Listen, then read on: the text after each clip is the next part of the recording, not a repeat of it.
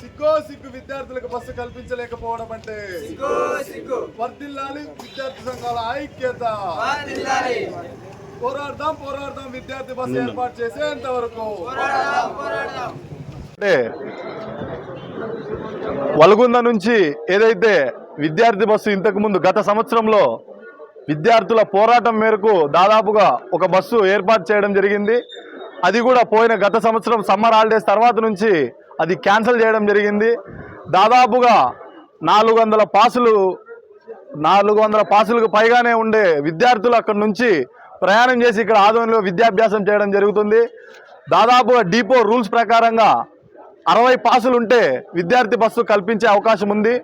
దాదాపుగా 400కు పైగా పాసులున్న ఇప్పటికీ విద్యార్థులు ఏదైతే జనరల్ బస్సులో వాళ్ళ అంటే వివిధ జనరల్ వాళ్ళు వచ్చే క్రమంలో వాళ్ళతో పాటు కలిసి రావడంతో దాదాపుగా బస్సు ఫుల్ అయ్యి ఏదైతే పేరెంట్స్కి విద్యార్థులకి మధ్య ఘర్షణలు కూడా జరిగే అవకాశం ఈరోజు మేము విద్యార్థులను కూడా అక్కడ ఉండే కొంతమంది ఎవరైతే ఉంటారో వాళ్ళందరూ కూడా విద్యార్థుల మీదకి కొట్టడానికి వస్తే అక్కడ విద్యార్థులను ఏ విధంగా మాట్లాడకుండా మీరు డైరెక్ట్గా వచ్చేసేయండి, ఏదైనా ఉన్న విద్యా అధికారులతో కానీ సబ్ కలెక్టర్ గారితో కానీ మాట్లాడి మనం పరిష్కరించుకుందాం అనే దిశగా మేము రావడం జరిగింది. ఏదైతే డిపో మేనేజర్ గారికి ఇప్పటికీ దాదాపుగా 5-6 సార్లు మేము పోయి వినతి పత్రం ఇచ్చినా ఆయన వాదన ఏంటంటే ఆ రూట్లో రోడ్డు సరిగా లేదు, మీ విద్యార్థులందరూ కలిసి రోడ్డు వేయండి అప్పుడు మేము బస్సు సౌకర్యం కల్పిస్తామనే విధంగా ఆయన మాట్లాడుతున్నాడు.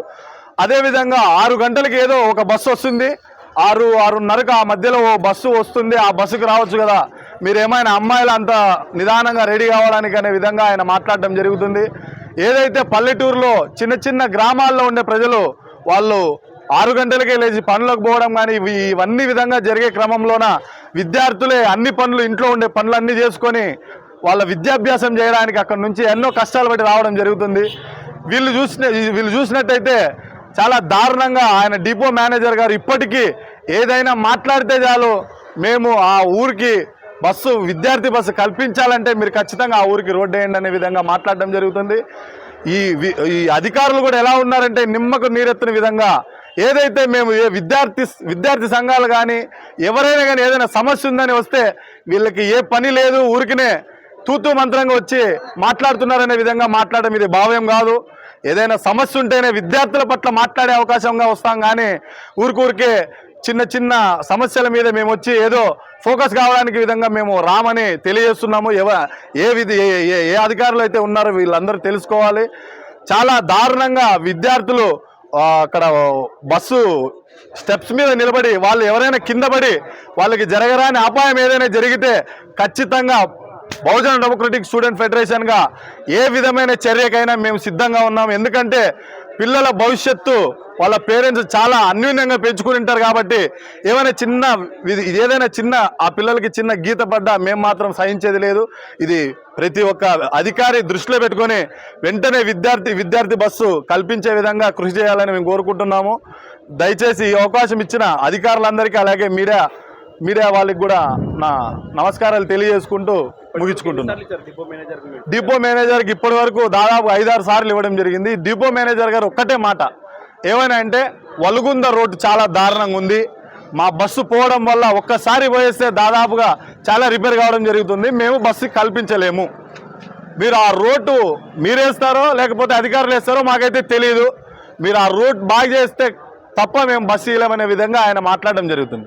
ఆయన మాట్లాడడంతో పాటు ఏదైనా చిన్నగా మాట్లాడినా విద్యార్థుల మీదకి ఆయన ఏదో రౌడీ ముఖంగా వచ్చే విధంగా మాట్లాడడం కూడా జరుగుతుంది.